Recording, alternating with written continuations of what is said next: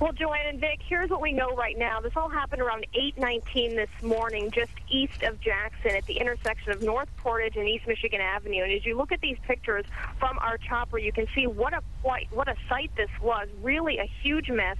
We're told by Amtrak there were 71 passengers on this train. It left from Pontiac. Final destination was to be Chicago. But what happened was there was a semi-truck that was carrying some sort of equipment that was hanging really low, and that equipment got stuck on the track, so that semi could not go anywhere, and that is when the train and the semi collided, again, around 8:19 this morning. We're told of the passengers, around 5 or 6 of those passengers suffered from some non-life-threatening injuries, some minor injuries. They were all transported to Allegiance Hospital in Jackson, which is very close by. The driver of the semi-truck was also transported with some minor injuries as well. And just a little while ago, we went over to the Amtrak train station in Jackson, which is just a few miles from that scene. The uninjured passengers were bused to that train station so they can make other arrangements to get to their final destination. I want you to listen to what some of the passengers experienced this morning.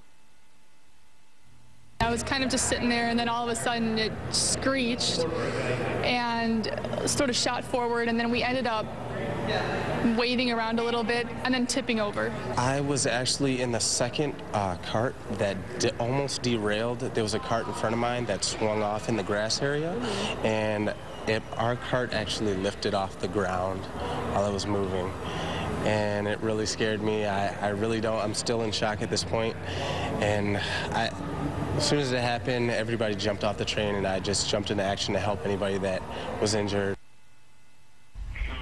And Michael went on to say that of the people he saw who were hurt, he said most of them, it looked like, could actually just walk away. He said he noticed 2 women who were having trouble kind of walking away, but they were having some help from the other passengers as well as some of the EMS folks who responded to the scene. As for the passengers who are still trying to get to their final destination, they've had some arrangements made. So Michael and Mary there, they were heading to Kalamazoo. They're going to be taken there on a bus. Some other folks are making some other arrangements to get to their final destination. But again, a big mess out there. Thankfully, though, no serious injuries reported. That's the latest. Back to you guys. Yeah, it really is incredible when you see those pictures. Just overwhelming pictures, really, to see that and to know that people weren't seriously injured is certainly a good thing. And this is going to be what a mess it is for Amtrak for at least the next few hours as well.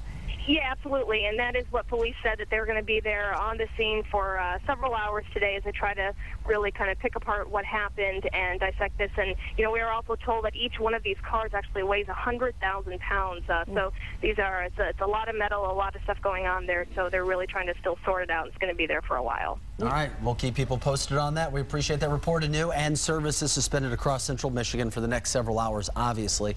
Amtrak does tell Action News that it will offer the fare refunds on that, the full refunds for that, rebooking, or they will do anything that they can help the passengers with without a fee or penalty when it comes to those tickets. We have all that information that you need to know on our website, WXYZ.com.